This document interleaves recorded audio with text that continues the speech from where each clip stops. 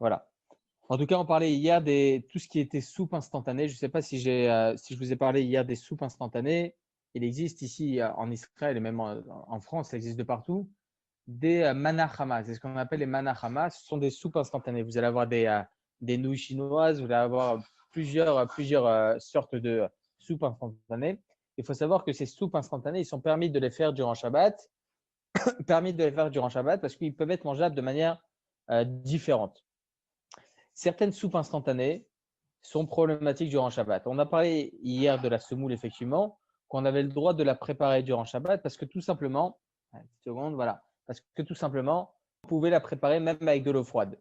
D'ailleurs, vous pouvez le faire à la maison. Vous prenez de la semoule, vous préparez de l'eau froide. D'ailleurs, c'est très intéressant, hein. Le cours que je donne juste après le vôtre, il y a quelqu'un qui a fait l'expérience. Il m'a fait montrer devant sa vidéo. Il m'a fait montrer qu'il a mis de l'eau froide et tout ça. Et effectivement, au bout de 5 minutes, c'est devenu vraiment de la semoule assez molle comme ça qu'on pouvait consommer sans aucun problème. Et Ravatab, Oui. À la limite, pour l'histoire de l'eau froide par rapport au couscous, il vaut mieux peut-être le faire avec un keli chéni et verser de l'eau chaude dans le couscous. Ça éviterait d'avoir le problème de l'eau froide qui n'a pas été chauffée avant Shabbat. Ce serait plus simple à la limite. Si on veut le reposer sur la plata, je parle. Hein. On veut reposer sur la plata? Oui, si on a de l'eau chaude qui a été cuite avant Shabbat, dans le koum par exemple, on le met dans un keli-chéni. Le keli-chéni sur le couscous, il va gonfler maintenant. Donc l'eau, le liquide, il a été chauffé, lui, avant Shabbat. Et donc le couscous, c'est moins problématique peut-être que la fameuse question d'hier. Je vais expliquer votre question.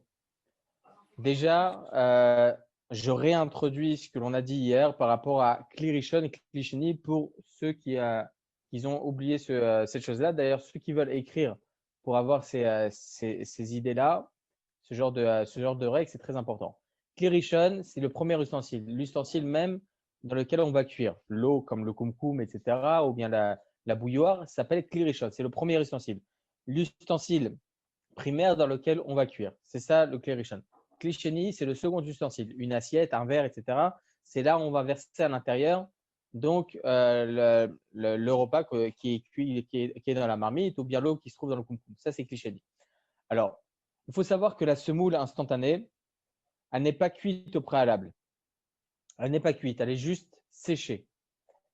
Ok, donc c'est fait avec de la farine et de l'eau. C'est rien à faire de la semoule. Vous pouvez le faire même de vous-même. C'est de la semoule et de l'eau, ok, que vous allez rendre granuleux et ça va devenir de la semoule. Donc ça n'a jamais cuit. Ça va juste être séché pour que ça devienne instantané. Lorsqu'on va mettre de l'eau à l'intérieur, ça va être mangeable. Donc la semoule, comme on a dit hier, la semoule, de quelle façon on peut la préparer durant Shabbat? Alors on a dit, d'ailleurs le Mishnah Berurah il précise bien, si c'est de l'eau, même si on peut mettre de l'eau froide, si on peut mettre de l'eau froide et que ça se prépare de cette façon-là, alors on a le droit même de préparer à l'eau chaude. Mais attention, c'est important de préciser cela. Attention, lorsque on va verser de l'eau chaude, il ne faut pas que ça soit de l'eau chaude directement de la bouilloire. Pour quelle raison? Parce que là, vous allez cuire automatiquement. Je vais vous donner, ça je pense vous l'avoir déjà dit, mais c'est important pour les nouveaux. Il faut savoir que selon certains, verser de l'eau chaude directement de la bouilloire dans un autre récipient, alors ce qui va se trouver dans ce récipient, c'est un aliment qui n'a jamais cuit, par exemple on va dire la semoule maintenant, ou bien un œuf qu'on n'a jamais cuit, verser de l'eau bouillante dessus, alors là ça va cuire un petit peu. Donc là c'est un problème. Il y en a certains qui pensent que verser directement de la bouilloire, ça va cuire l'aliment qui se trouve dans un autre récipient. Donc c'est un problème. Il y en a d'autres qui pensent que non. À partir du moment où on verse de l'eau, étant donné qu'il y a eu quelques secondes, quelques millisecondes d'intervalle, il y a déjà eu un refroidissement qui a été fait. Et donc, étant donné que ça va être versé dans un second récipient, même si on verse directement sur l'aliment qui se trouve dans ce second récipient, ce n'est pas un problème. Voilà la divergence d'opinion. Là, la est qu'effectivement, à partir du moment où on verse de l'eau directement de la bouilloire sur l'aliment initial, qui n'a jamais cuit, ça va cuire un petit peu. Donc, il faut faire attention, c'est assourd, c'est interdit de verser directement de la bouilloire sur, par exemple, un œuf qui n'a jamais cuit. Voilà, je vais vous donner l'exemple de l'œuf.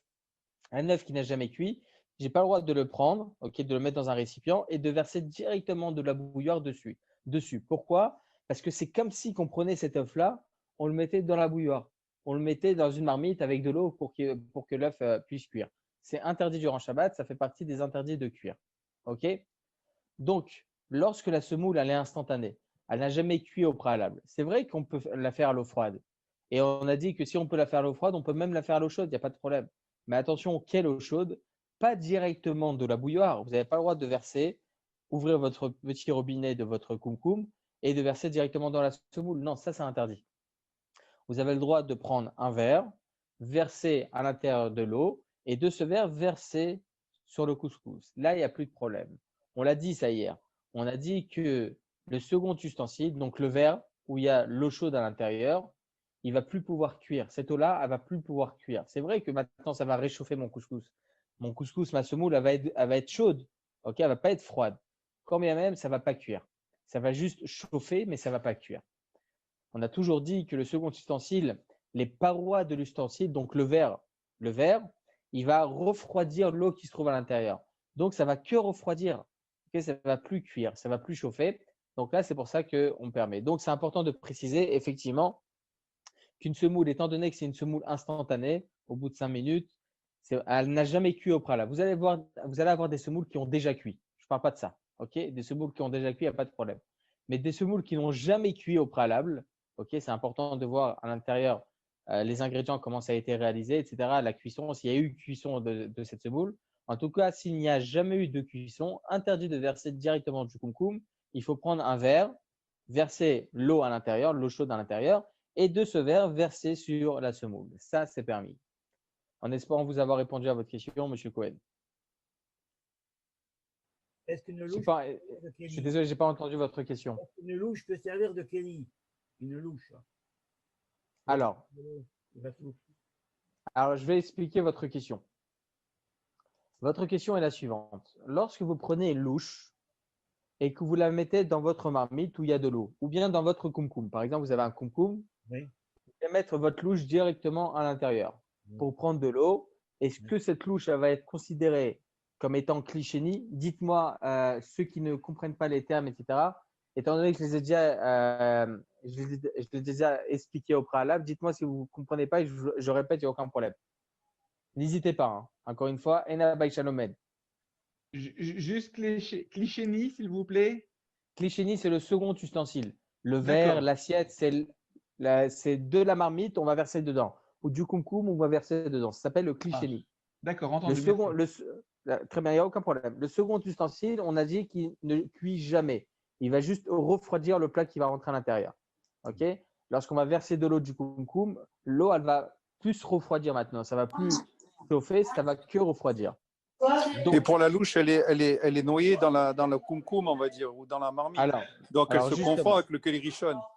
Très bien, alors vous avez raison. C'est pour ça que je vais expliquer maintenant la loi en ce qui concerne une louche. Lorsque vous rentrez votre louche dans votre koum, alors est-ce que maintenant, ça va prendre le même statut que votre koum ou bien ça va prendre le statut d'un kli sheni ou pas? Est-ce que, donc, dans d'autres termes, est-ce que ça va prendre le statut d'un kli rishon ou ça va prendre le statut d'un kli sheni? Ça, c'est important de le savoir. Alors, il faut savoir que ça, il y a beaucoup d'opinions à ce sujet. C'est écrit ici, je vous rapporte qu'il y a plusieurs avis d'ailleurs. Hein. Il faut savoir que les Tosafot, sont des Rishonim il y a à peu près 1000 ans, 900 ans, 1000 ans. Ok, 900 ans. Le Haggaot Maimoniot, c'est aussi un Rishon. Et le Rama, lui, c'était à peu près il y a 500 ans. Le Rav Iserlich, il habitait plus en Europe de l'Est. Le Taz, le Tourezav, il y a à peu près 350 ans, 400 ans. Et le Nekudat Kesef, aussi à peu près 250 ans. Le Mishnah Berurah, il y a à peu près 100 ans, à peu près.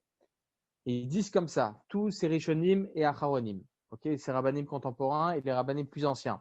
Ils disent la chose suivante, qu'une louche, lorsque vous la rentrez dans votre koum, ça reprend le statut de Kli Rishon. C'est comme si que maintenant, c'est l'ustensile primaire. Donc là, il y a un problème. Si vous prenez votre louche, vous la mettez à l'intérieur de votre koum pour prendre l'eau, vous n'avez pas le droit de verser sur un œuf, par exemple, qui n'a jamais cuit. Oui, ça prend le même statut que le Kli Rishon, c'est ça?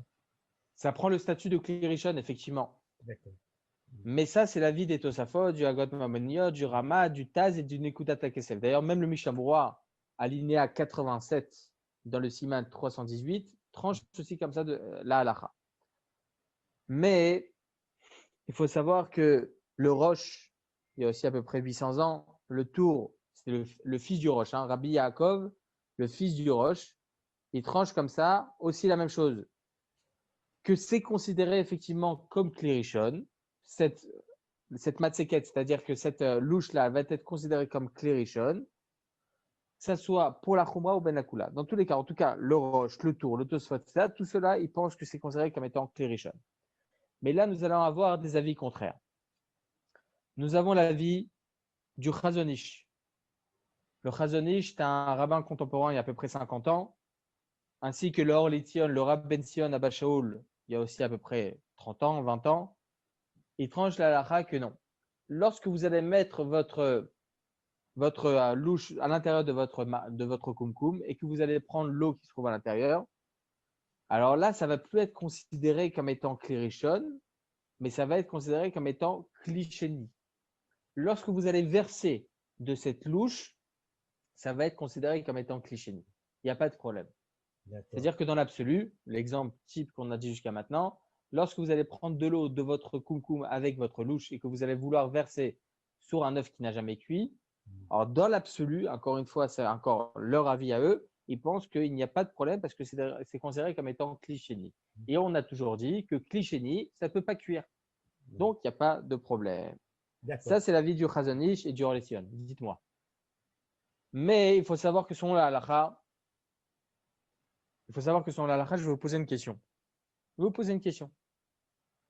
Pour essayer de comprendre la divergence d'opinion.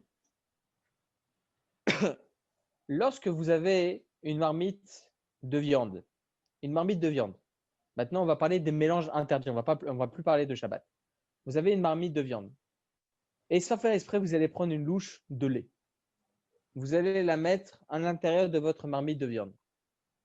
Alors là, on a un problème. On sait tous qu'il est interdit de mélanger le lait et la viande, comme c'est rapporté dans la Torah, comme c'est rapporté dans le traité Choulin. En tout cas, interdit de mélanger le lait et la viande. Donc, vous avez une louche de lait. Vous allez la rentrer à l'intérieur dans une marmite de viande. Alors, il faut savoir que selon la halakha, il faudra prendre cette louche-là et la cachériser.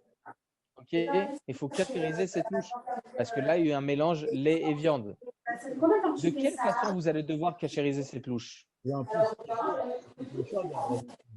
J'entends pas, je suis désolé. En plus, la louche, elle est chaude. Donc, Donc, vous allez devoir la cachériser comment? En prenant une grande marmite, à Gala. voilà, faire bouillir de l'eau et rentrer votre louche à l'intérieur. Pour quelle raison? Nous avons une généralité lorsqu'il y a des mélanges interdits. Pour une louche en inox, est-ce qu'on a besoin de faire à Gala ou alors est-ce qu'on peut cachériser à froid? Oui, je vous entends. Il n'y a aucune différence entre. Je vous entends, moi. Peut-être que vous avez un problème de connexion, je vous entends. Par rapport à la... Oui, peut-être. Il n'y a aucune différence entre l'inox et l'inox. La qualité de la louche. Donc, lorsqu'il y aura un mélange avec cette louche-là, il faudra la cachériser. Dites-moi, hein, ceux qui ne comprennent pas, vous me le dites, il n'y a aucun problème. On est là pour ça, encore une fois. Et donc, lorsque vous allez devoir cachériser cette louche, comment il faudra faire? Prendre une grande marmite, faire bouillir de l'eau et rentrer cette louche à l'intérieur. Pour quelle raison? Nous avons une règle très importante. Que pour cachériser, comment vous allez devoir cachériser et rendre parvé une louche ou rendre parvé votre ustensile qui a eu un mélange lait et viande?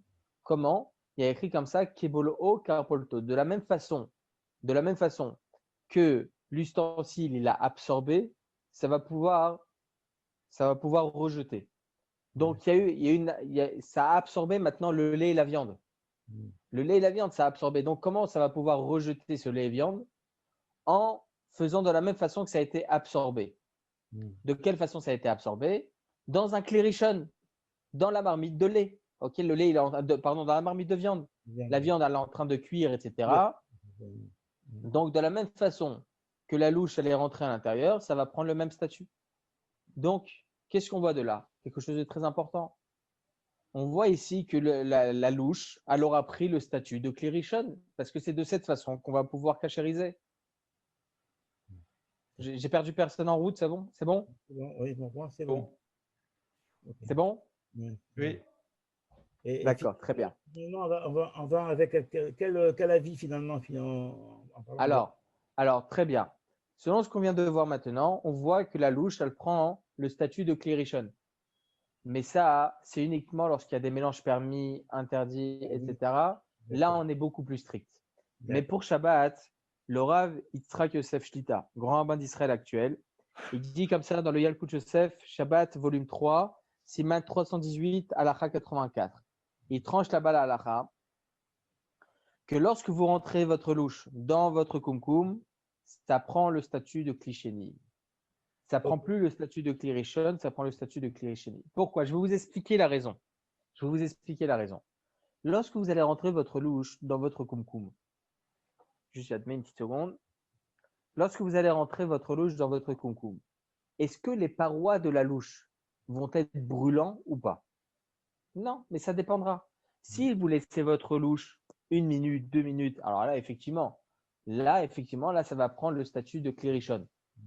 Là, effectivement, ça aura pris, on a toujours dit, on l'a expliqué même au préalable, qu'un Klirishon, c'est quoi ces paramètres? C'est le fait que les parois de ce Klirishon, et donc lorsque vous allez avoir les parois de ce Klirishon-là, c'est eux qui vont avoir les capacités de pouvoir cuire. C'est pour cela que si vous avez une marmite, vous l'avez mis sur le feu, c'est une marmite qui est vide, ok, une marmite qui est vide. Vous la mettez sur le feu, elle est maintenant brûlante cette marmite. Vous la sortez du feu, vous n'avez pas le droit de prendre de l'eau et verser à l'intérieur de l'eau qui n'a jamais cuit. Pourquoi? Parce que les parois de cette marmite font office de Klirishon. Même si c'est plus sur le feu, il y aura un interdit de cuisson. Là, vous allez cuire dans un Klirishon, même si c'est plus sur le feu. D'ailleurs, on appelle ça dans le jargon halachique, c'est un dérivé du feu. La marmite qui a chauffé sur le feu, c'est un dérivé du feu. OK? Donc, lorsque vous allez rentrer votre louche à l'intérieur de votre kumkum, les parois de la louche, elle n'aura pas pris les paramétrages du Klirishon. Non, parce que ce n'est pas brûlant. Donc, ça va rester Klishéni. Sauf dans le cas où vous allez laisser votre louche à l'intérieur vraiment longtemps, 1 minute à 2 minutes, et là, effectivement, ça va prendre le statut de Klirishon. Et là, effectivement, à partir du moment où vous laissez 1 à 2 minutes, vous n'aurez pas le droit de prendre l'eau et de verser sur un aliment qui n'aura Mais jamais cuit. Ravatab, pourquoi vous dites 1 ou 2 minutes? Pourquoi on ne prendrait pas comme critère de mettre la louche, de la sortir, de mettre le doigt sur la louche? Si on se brûle avec la louche, c'est qu'on a atteint le yad sur les dead beaux. Donc, on n'a pas besoin d'attendre 1 minute 30 ou 2 minutes. Yad sur les dead beaux, ça veut dire quoi? Vous parlez des parois de la louche qui sont Des parois de la louche, moi je parle. Je rentre ma louche dans la Klirishon, je les ressors, je me brûle avec. Donc, c'est sûr que ça a pris la température du Klirishon. Non, ça dépendra, parce que c'est possible que la louche elle va prendre cette température parce qu'on leur a pris un coup de chaud. Donc ça va veut dire quoi? Ça va être brûlant. Mais c'est sûr qu'au bout de 3-4 secondes, ça va déjà refroidir. C'est presque sûr. Mettez une louche dans votre kumkum ou bien faites quelque chose comme ça. Vous mettez un ustensile dans un Klirishon, directement dans une marmite. Ok. Chaud. Donc, c'est sûr et certain que les parois, ils vont tout de suite devenir chauds. Mais les parois, dans leur entité, ça ne va pas devenir chaud entièrement. C'est possible dans certains endroits, mais à l'intérieur, par exemple, de l'assiette ou à l'intérieur de votre louche, ça ne va pas être chaud. Okay? Donc, il faut vraiment que ça prenne, que tout le kéli, tout l'ustensile, il prenne cette chaleur-là et que ça prenne le statut de Klirishon. Ok. Excusez-moi. Oui. Donc, le Klirishon, c'est le premier ustensile, c'est ça? Exactement. D'accord, entendu, merci. Avec plaisir. Il y aura une conséquence très intéressante.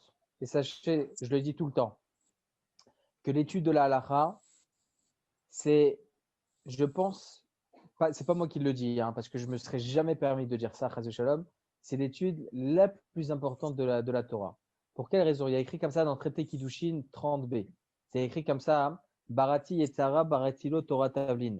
Akadosh Baruch Hu, il a créé la Torah, il a créé le Yetzara, il a créé la Torah comme étant l'épice qui va permettre, ma fille, va là-bas chérie, Et l'épice qui va permettre de se renforcer et d'aller à l'encontre du Yetzer Hara. Et de quelle Torah on parle? De quelle Torah on parle? Vous savez, il y a beaucoup de personnes qui étudient pendant des années et des années et des années le Talmud, surtout en Israël. Vous allez en avoir énormément. Énormément des personnes qui étudient le Talmud pendant des années et ils n'ont aucun changement. Vous allez voir même des personnes au gouvernement qui ont l'habitude, Baruch Hashem, Ishtabar Shemolad, c'est extraordinaire, mais ils étudient tout le temps le Talmud. Mais il n'y a rien de spécial. Vous avez même l'université de Jérusalem, là-bas, c'est une obligation. Là-bas, il y a un côté étude des prophètes, etc., étude du Chumash, etc. Du Tanya, vous avez tout à fait raison, mais il n'y a aucun changement dans leur façon de vivre au niveau spirituel. Comment ça se fait? Et pourtant, la Gemara est explicite. C'est-à-dire, comment on peut aller à l'encontre du Yetzer Hara? C'est grâce à la Torah. Alors, comment c'est possible? Il y a écrit comme ça, même au début de l'introduction de Echa Rabati. C'est écrit comme ça, ce qu'on lit à Tisha B'Av, que Bezrat Hashem, on ne puisse jamais relire, qu'il y aura la résurrection des morts, et voilà, ça sera terminé Bezrat Hashem. Mais en tout cas, il y a écrit comme ça dans l'introduction de Echa, il y a écrit qu'Akadosh Baruch Hu, il a créé la Torah. C'est-à-dire que grâce à la Torah, tout le monde peut revenir. Tout le monde peut revenir tout le monde peut faire Teshuvah. Alors, comment c'est possible? Pendant des années, ce genre de personnes étudient, mais il n'y a rien de spécial. Il n'y a rien de spécial. Alors, il faut savoir que… Qu'est-ce qui dit ça? J'ai oublié qu'est-ce qui dit ça, je suis désolé. En tout cas, il y a… Oui, le Chazon Ish aussi dit ça. Le Chazon Ish aussi dit ça. Mais ce n'est pas le seul. Ce n'est pas le seul qui dit ça. Il y a vraiment des grands de la Torah qui disent la même chose. Que la seule étude qui va pouvoir donner à la personne les capacités d'augmenter, d'aller à l'encontre du Yetzer Hara et d'évoluer en Torah, c'est l'étude de l'Halakha.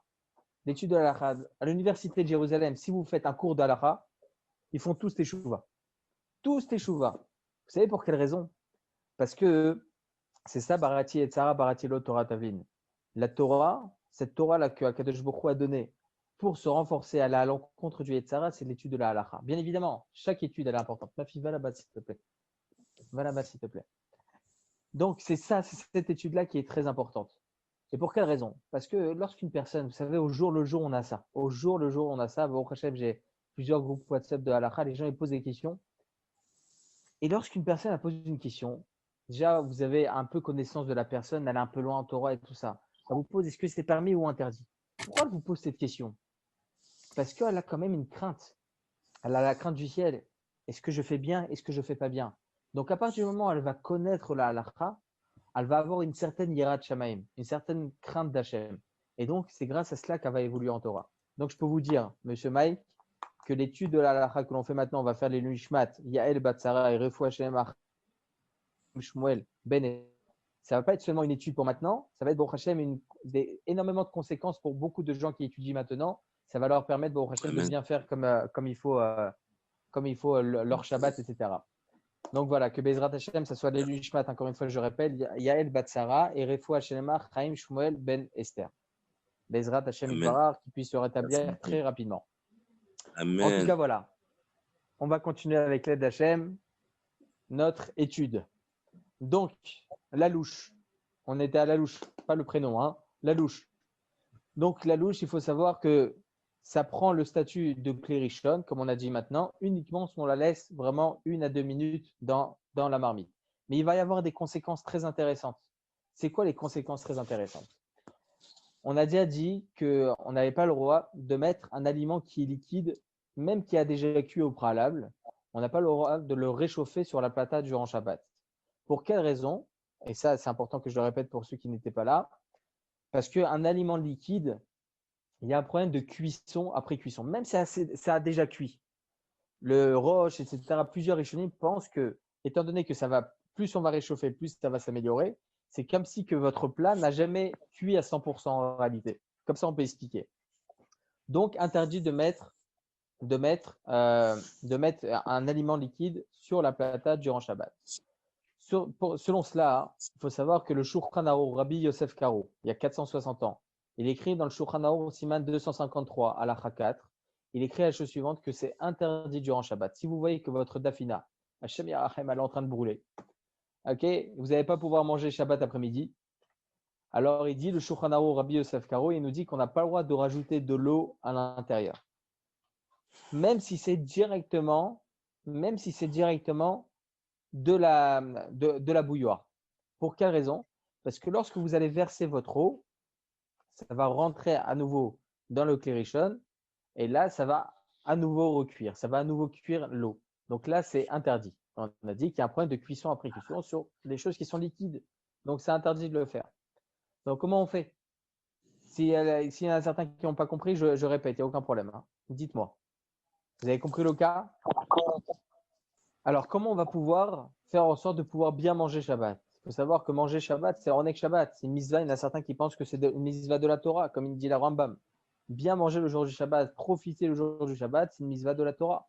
Donc, comment on va bien manger Shabbat si notre dafina est en train de brûler? Comment on fait? Alors, selon ce qu'on vient de dire maintenant, c'est très intéressant. Vous avez une façon très simple. Ouvrez votre bouilloire. Mettez votre louche à l'intérieur. Laissez-la 1 à 2 minutes. 1 à 2 minutes.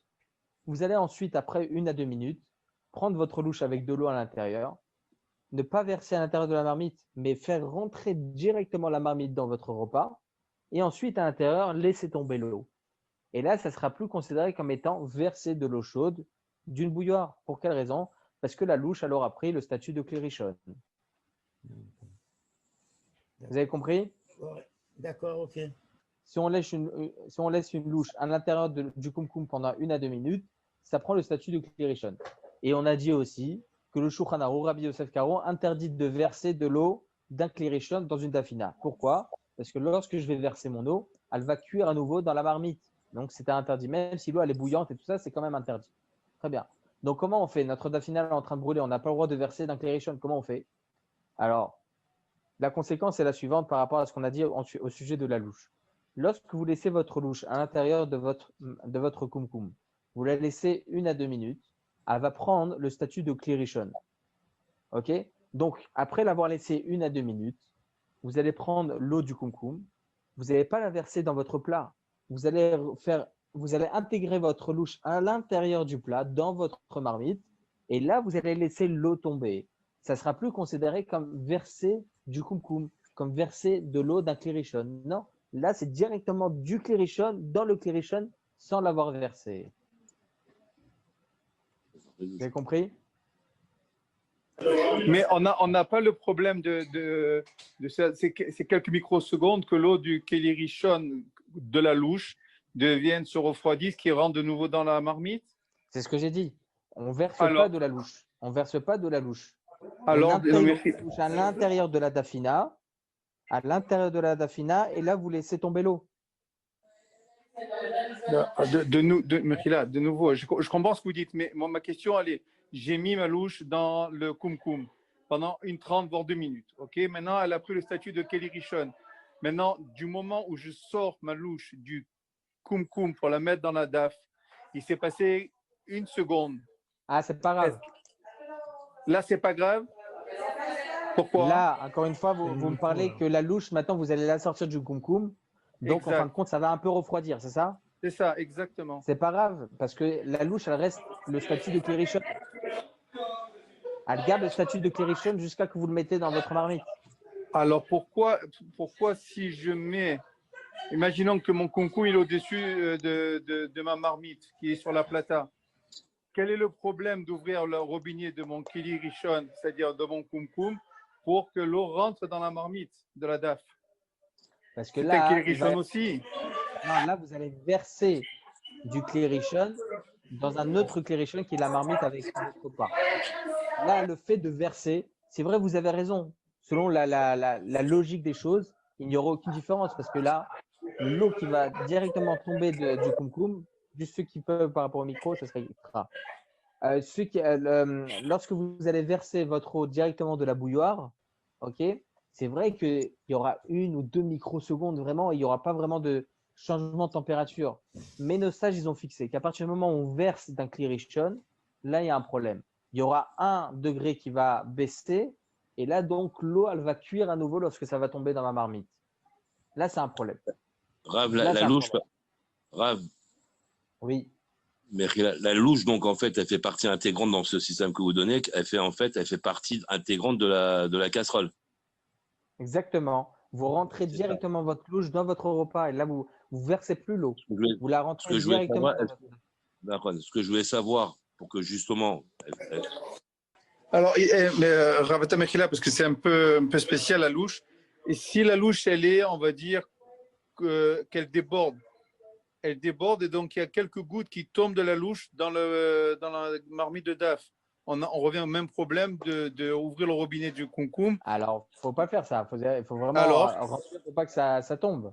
donc il faut préciser qu'il ne faut pas que ça tombe. Il faut faire inférieur à la hauteur de la Oui, louche. vous avez raison. Mais en fait, selon ce qu'on a expliqué au préalable, vous avez raison de préciser, mais c'est compréhensible. Ça veut dire qu'on n'a pas le droit de verser, on n'a pas le droit de verser du kumkum dans la marmite. Donc, automatiquement, on n'a pas le droit de verser aussi de la louche, qui lui-même a pris le statut de klérishon. Mais effectivement, vous avez raison de préciser. Mais encore une fois, étant donné que la louche, je répète au niveau halachique, étant donné que la louche elle aura pris le statut de klérishon, là, il n'y aura pas de problème de prendre l'eau du kumkum et pas de verser encore une fois, mais d'intégrer votre louche à l'intérieur du repas. Et là, vous laissez sortir l'eau. Là, il n'y a plus de problème. Vous avez compris?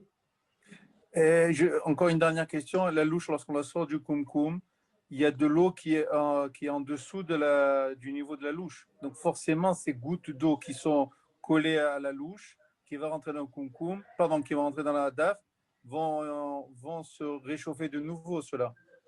Alors, déjà, vous n'avez C'est pas par l'intention extérieur, je de parle. faire tomber ça. Vous n'avez pas l'intention de faire tomber ces gouttes-là. Non. Si vous avez la possibilité d'essuyer un peu en dessous la louche avant, alors si vous avez la possibilité de faire ça, chazal koubarou. Mais vous n'avez pas l'intention de faire ça. Il y a écrit comme ça, le Rav Ovadia Yosef Zichrono Livracha a écrit dans Alichot Olam Chelek Dalet, volume 4, dans son responsable, ainsi que dans son responsable Yabi Omer, si je ne me trompe pas. Il dit comme ça que lorsque vous allez laver vos verres pendant Shabbat, vous allez laver vos verres, et il y a encore des petites gouttelettes d'eau froide à l'intérieur. Ok? Il dit le Rav Ovadia Yosef, il n'y a pas d'interdit de prendre votre verre et de vous faire un café maintenant. Même s'il y a des petites gouttelettes à l'intérieur. Pour quelle raison? Parce que vous n'avez pas l'intention, vous, de faire chauffer ces gouttelettes-là. Vous n'avez pas cette intention. Donc, à partir du moment où vous n'avez pas l'intention, il n'y a pas d'interdit. Mais si vous avez la possibilité de les retirer, c'est mieux. OK. OK. D'autres questions sur le sujet? OK, c'est bon. C'est bon? Très bien. D'ailleurs, en parlant de laver des ustensiles, il faut savoir que selon la halakha, pour ceux qui ne le savent pas, il faut savoir que selon la halakha, on a une règle lors du Shabbat qu'on n'a pas le droit de préparer du Shabbat pour la semaine. Le vendredi soir, lorsque vous allez manger avec vos plats, etc., vous avez le droit de laver les assiettes. Pourquoi? Parce que vous allez devoir les utiliser le lendemain midi. Donc là, il n'y a plus de préparation de Shabbat à la semaine. C'est du Shabbat au Shabbat. Très bien.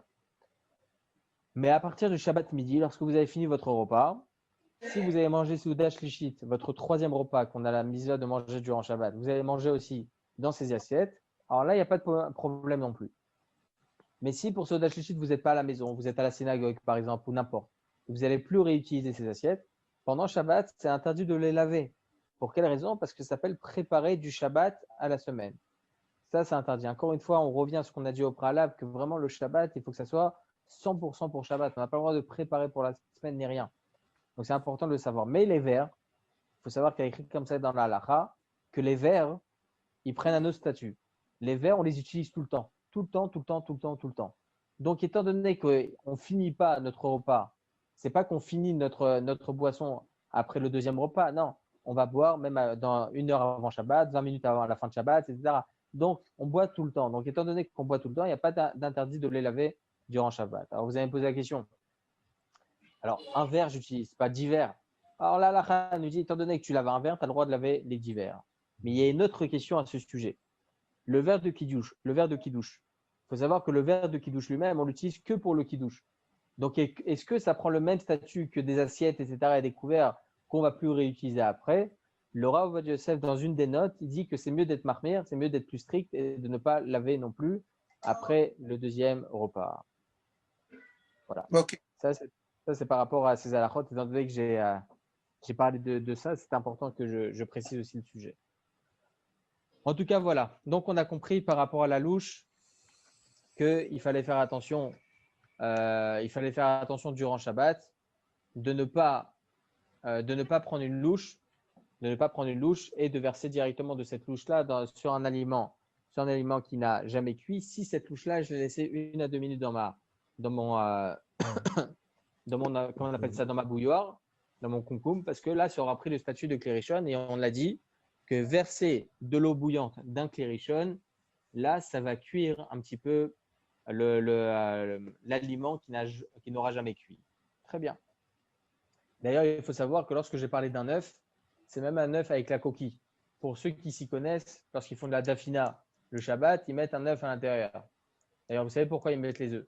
Les œufs, pour les Marocains, etc., il y en a plein qui mettent les œufs dans leur repas durant Shabbat, justement pour se souvenir de la destruction du Beth Amikdash, du temple. Tout ce qui est rond comme ça, tout ce qui est œuf et tout ça, les lentilles et tout ça, c'est un souvenir de deuil. C'est pour se souvenir de la destruction du Beth Amikdash. Mais en tout cas, il faut savoir que lorsque vous mettez votre œuf dans votre marmite avant Shabbat pour que ça cuise, etc., l'œuf, il va devenir marron. Et pourtant, il y aura une coquille. Pourquoi? Parce qu'il faut savoir que dans une coquille, comme ça, il nous dit, le Sifte Cohen dans Yoredea, Siman 87, il nous dit que la coquille d'un œuf, il y a des parois, il y a comme des parois, comme les pores d'une peau, ok, c'est ouvert, ok. Donc, ces pores-là qui vont se trouver sur l'œuf, ça va rentrer directement à l'intérieur. Il y aura le goût même de la dafina qui va rentrer à l'intérieur. C'est pour ça que votre œuf il va devenir marron. Donc, lorsque j'ai parlé de tout à l'heure, lorsque vous versez de l'eau chaude directement sur un œuf, directement du Klirishon, c'est même si l'œuf il est avec une coquille, il n'y a aucune différence. Ok? Très bien. Alors, on va finir sur un dernier sujet. C'est par rapport, on a parlé hier du thé ou pas? Légèrement. On a juste effleuré. On a juste effleuré. Il faut savoir que pendant Shabbat, on n'a pas le droit, comme on a dit maintenant, on n'a pas le droit de verser directement sur un aliment qui n'a jamais cuit. Il faut savoir, de l'eau bouillante, on n'a pas le droit de verser directement sur un aliment qui n'a jamais cuit. Il faut savoir que les sachets de thé sont des feuilles comme ça qui n'ont jamais cuit. Ils ont juste été séchés. Okay, ils ont juste été séchés. Donc, c'est un problème durant Shabbat de verser directement dessus. Donc, il faut savoir que selon la halakha, étant donné qu'on a bien développé, donc il n'y a pas besoin de développer aussi sur ce sujet-là. Pour la halakha, comment on prépare du thé pendant Shabbat? Il faut savoir qu'on n'a pas le droit de verser directement dans le verre lorsqu'il y a le sachet de thé à l'intérieur. Il faut verser de l'eau dans un verre, de l'eau bouillante dans un verre. Et même là, c'est bien d'être plus strict et ne pas mettre directement le sachet dedans, mais verser cette eau-là qui se trouve dans un verre, dans un autre verre. C'est ce qu'on appelle keli shlishi. Encore un nouvel ustensile, c'est le 3e ustensile. Dans un 2e verre. Donc, le kumkum, 1er verre et 3e verre. OK? Et le café? Pour le café, c'est pareil? Le café, il faut savoir que le café, il est torréfié. À partir du moment où le café il est torréfié, c'est considéré déjà comme étant cuit. Vous allez avoir effectivement, aujourd'hui, j'ai entendu que ça existait ce genre de choses. Il y a mi-torréfié, mi-pas cuit. Ok? Il y a certains cafés qui est comme ça, mais en général, la plupart des cafés sont 100% torréfiés. Donc, étant donné que ça a déjà cuit au préalable, il n'y a pas de problème de verser directement du kumkum dessus. Moi, on a toujours dit. Je parle du café soluble. Il n'y a aucune différence. Ça a pareil. toujours été, tout a été torréfié. Tout café, il a eu certaines étapes à l'usine pour que ça cuise. Okay, tout café, il a cuit. Et pourquoi pour le couscous, on pourrait verser donc d'un verre directement dans le couscous, la graine, on va dire ça comme ça, le Shabbat. Et pourquoi on ne pourrait pas remplir du Keli Rishon, de l'eau chaude qui deviendrait dans le verre, donc Keli Sheni, et mettre après le sachet pour utiliser un Keli Shlishi? Alors, c'est ce que j'ai dit. C'est pour ça que pour le thé, c'est permis de faire comme ça. C'est-à-dire que verser dans un verre et mettre le thé à l'intérieur. Mais c'est bien d'être strict et de faire un 3e. Pour quelle raison? Ça, je ne l'ai pas précisé. Vous avez raison de me le demander à M. Cohen. Tout simplement parce qu'il existe comme ça certains aliments qui peuvent cuire très facilement. Très, très, très facilement et très rapidement. Lorsque vous allez verser de l'eau bouillante sur de la viande, ça ne va pas cuire. Okay, ça va cuire un tout petit peu, effectivement. C'est pour ça qu'on n'a pas le droit de verser directement. Mais ça ne va pas cuire. Mais il y a certains aliments qui peuvent cuire très, très facilement. Lorsque vous allez verser, je veux tout de suite vous répondre à M. Eliaou. lorsque vous allez verser directement de l'eau chaude dessus, même d'un kli sheni. Étant donné qu'il y aura une température ambiante assez élevée, donc c'est possible que même dans un kli sheni, même si on a toujours dit qu'un kli sheni, ça ne cuit pas, c'est possible qu'étant donné qu'il y a certains aliments comme ça qui peuvent cuire très rapidement, donc c'est possible que seule la chaleur ambiante qui se trouve à l'intérieur du kli sheni peut cuire. Il faut savoir que les sachets de thé, ils peuvent effectivement cuire facilement. Donc c'est pour ça que c'est bien de faire un troisième ustensile pour ne pas entrer dans une divergence d'opinion, etc. et être plus strict. Mais encore une fois, c'est permis. Ok, vous avez tout compris? Ok, c'est bon. Juste, j'ai pas eu le temps de noter le troisième ustensile en hébreu. Comment ça se dit, s'il vous plaît? Kli shlishi. Oula. Klish. Nishi. Shlishi. Kishnishi. Shelishi, ouais. Shelishi. Voilà, Merci, Toda. aucun problème. La Bon, question en tout cas, oui, dites-moi. il restait la question du café turc. Ah oui, Khazak, le café turc. Alors, il faut savoir que le café turc, c'est la même chose. Il y a écrit comme ça, le Aruch HaShulchan. Il dit comme ça que c'est interdit de verser directement de l'eau chaude dessus. Le gars, le Rav Moshe Feinstein, il dit comme ça dans son responsa Igrot Moshe, il dit uniquement dans le troisième verre, Kli Shlishi. Ok? Le Yalkut Yosef, donc le Rav Yisraël Yosef actuel, le Rav Yisraël Yosef, grand rabbin d'Israël actuel, dit comme ça que pour les Sfaradim, il n'y a aucun problème. On a le droit de verser directement du kumkum directement dedans. Ok, merci. Ravatam, Oui. mais tout à l'heure, j'avais une coupure de téléphone à cause de la batterie. Par rapport à la louche dans la casserole, qu'on a versé, donc on a diffusé l'eau avec la louche à l'intérieur de la casserole. Est-ce qu'on doit laisser la louche dans la casserole ou on doit la retirer? Pour quoi faire? J'ai pas bien compris. Excusez-moi, il y a eu une petite coupure. Alors, par rapport à ce que vous avez dit pour diffuser l'eau dans la casserole avec la louche. Oui. Est-ce que la louche, quand l'eau elle est diffusée, on l'a diffusée dans la casserole cette eau. Est-ce que la louche, on doit la laisser dans la casserole ou on peut la retirer? Alors, si je me suis mal fait comprendre, je suis désolé. Lorsqu'on a dit tout à l'heure par rapport à la louche, c'est mettre la louche directement dans la casserole où il y a de l'eau pour que ça prenne le statut de Klirishon.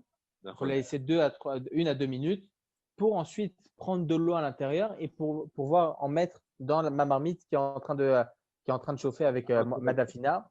Okay. Madafina, pas verser l'eau directement, mais rentrer à l'intérieur de la louche. Pourquoi je fais ça? Pour que ça reste le statut de Klirishon et ne pas verser cette eau-là. Parce que verser l'eau, c'est interdit durant Shabbat. La louche, on la diffuse dans quoi exactement? Dans une autre casserole, c'est ça? Non, dans ma casserole où il y a Madafina qui est en train de brûler. Oui, c'est ça.